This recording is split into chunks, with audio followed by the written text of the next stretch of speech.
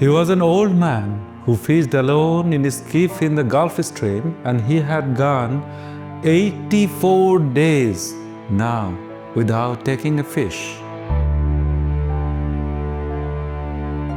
এটা বিশ্ববিখ্যাত উপন্যাস, অনেকে যদিও মনে করেন ছোট গল্প, old man and the C বইটার প্রথম লাইন।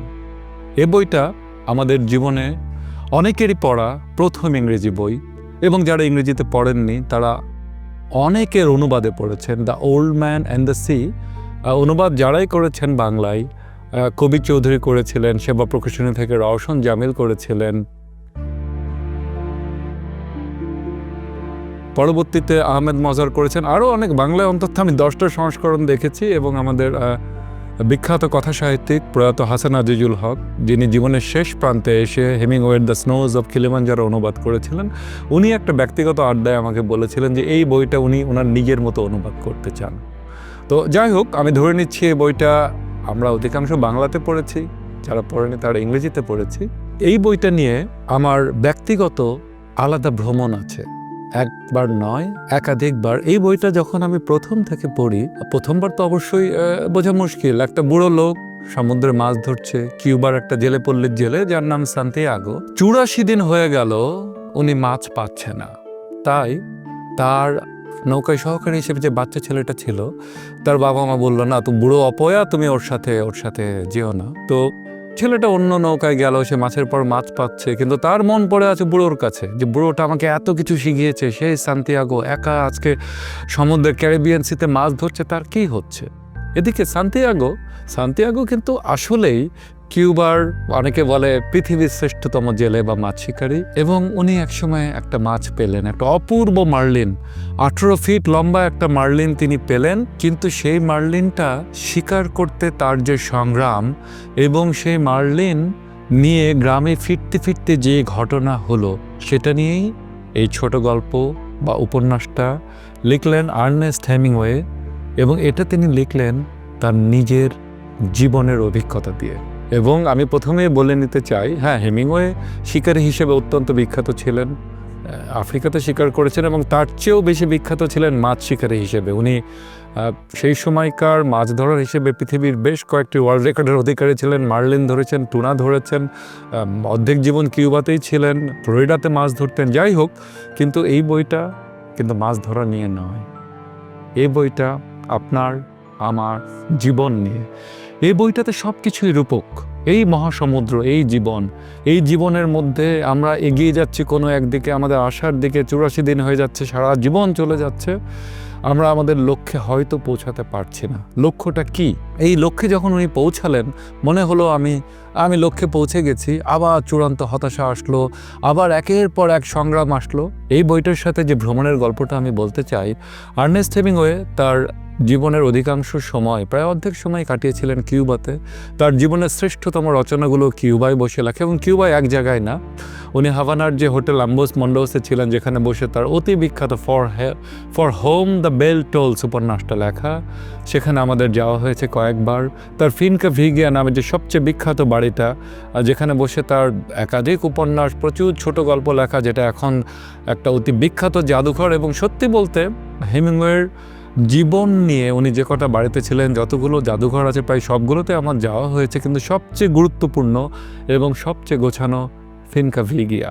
কিন্তু সেই গল্প, হেমিংওয়ের সে মহাকাব্যিক জীবনের গল্প আমরা অন্যদিন বলবো। তার জন্ম থেকে মৃত্যু পর্যন্ত অধিকাংশ জায়গাতে যাওয়া আমার হয়ে গেছে মানুষটাকে বোঝার জন্য, তার গল্প বোঝার জন্য। কিন্তু আজকে আমাদের গল্প কিউবার সেই ছোট্ট জেলে গ্রাম কোহিমার, যেটার বানান হচ্ছে COJIMAR, অর্থাৎ কোহিমার হিসেবে বাংলায় লেখা হয়েছে। অনেকে ভুল উচ্চারণে কোজিমারও লিখেছেন, আসলে কোহিমার, কিন্তু আমরা সেটাকে কোহিমার বলবো। সেই জেলে গ্রামে থাকতেন সান্তিয়াগো, এবং সেটা ছিল আর্নেস্ট হেমিংওয়ের সবচেয়ে প্রিয় জায়গাগুলোর মধ্যে একটা। উনি সুযোগ পেলে সেখানে যেতেন, জেলে গ্রামের মানুষদের সাথে মিশতেন, তাদেরকে নিয়ে মাছ ধরতে যেতেন। ওখানে তার মাছ ধরার নৌকা ছিল, এবং ছিল তার ফার্স্ট মেট গ্রেগরিও ফুয়েন্তেস। এবং বলা হয়ে থাকে আর্নেস্ট হেমিংওয়ে, এই যে সেই বুড়ো ওল্ড ম্যান অ্যান্ড দ্য সির, সেই ওল্ড ম্যান সান্তিয়াগোর ছবি শব্দ দিয়ে এঁকেছিলেন ফুয়েন্তেসের জীবন থেকে। এটা বলা হয়ে থাকে, ওখানকার মানুষেরা বলে। এবং হেমিংওয়ে ভক্তরা জেনে খুশি হবেন, আমি আমার ভক্তি নিবেদনের জন্য আজ পর্যন্ত সেই দূরদেশ কিউবার কোহিমার গ্রামে তিনবার গিয়েছি। এবং একবার আমরা 31st নাইটে সেখানে ছিলাম।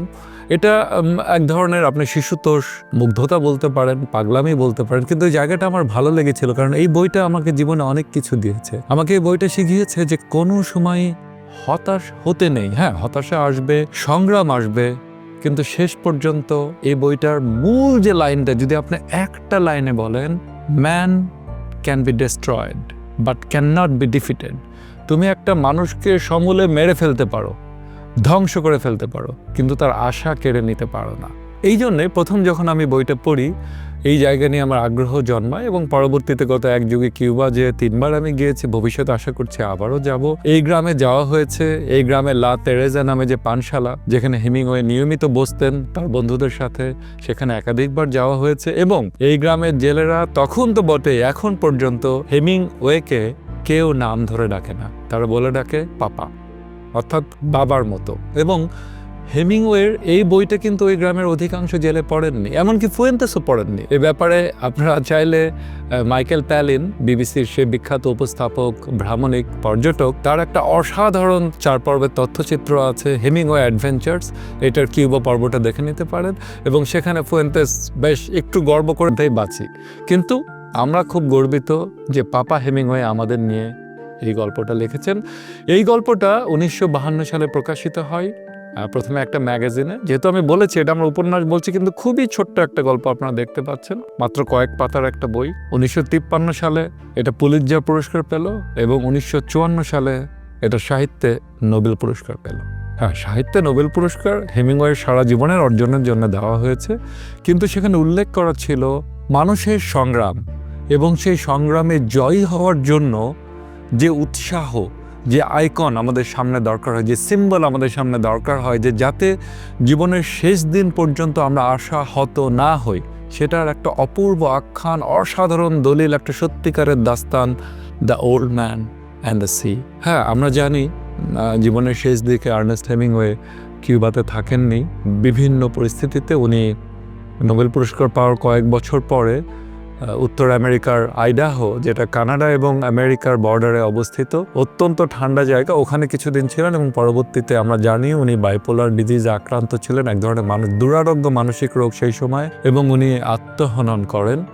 এটাও আমাদের কাছে একটা প্রশ্নের বিষয় যে এইরকম জীবনের জয়গান গাওয়া একটা লোক কেন আত্মহনন করলেন। এবং হেমিংওয়ের আত্মহনন কোনোভাবে এই বইটার আবেদন আমাদের কাছে কমায় না। আইডাহোতে আমাদের যাওয়া হয়েছে, তার সমাধি দেখা হয়েছে, সেই গল্প অন্য কোনো সময়।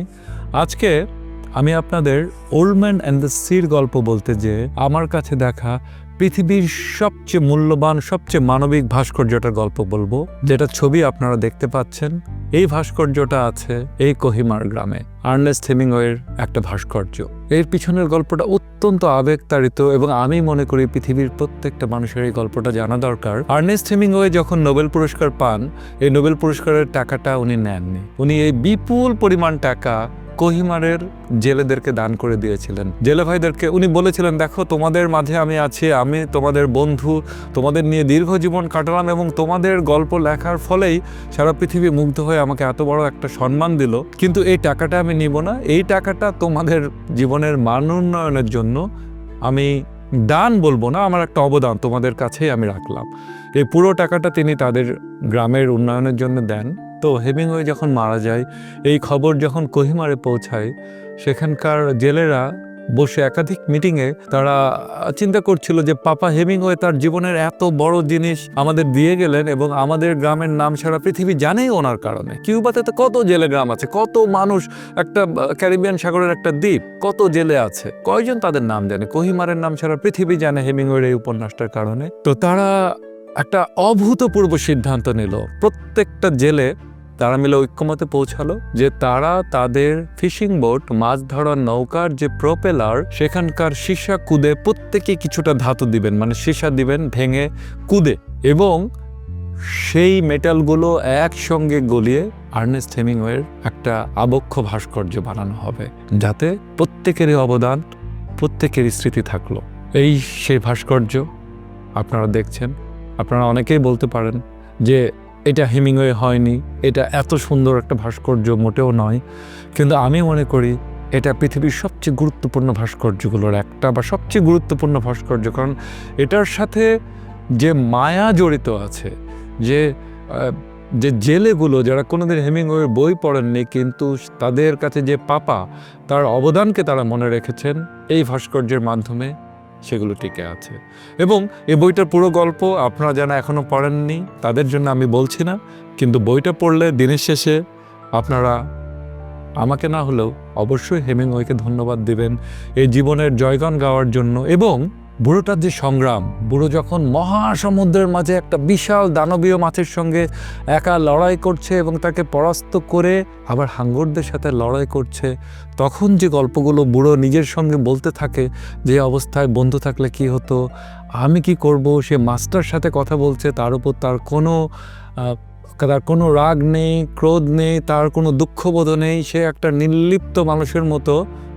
তার একটাই চিন্তা যে এই সংগ্রামে কিন্তু আমি হাল ছাড়বো না। এই গল্পের শেষ লাইনটা আমি আপনাদের বলবো, মাছের পরিণতির কথা না বলে, যাতে বইটা আপনারা পড়েন। এই বইটার শেষ লাইন ছিল, সারা কোহিমার গ্রাম ভেঙে পড়ছে, সবাই খুব দুঃখিত আমাদের সেই বুড়ো সান্তিয়াগোর জন্য। তারা ভাবছে বুড়ো মনে হয় এবার হতাশাতে মরেই গেল, তার যে আর কি হবে, তার তো আর জীবনে কিছু নেই। কিন্তু ছেলেটা যেয়ে দেখলো বুড়োটা তখন ঘুমাচ্ছে, বুড়োর মুখে একটা হাসি।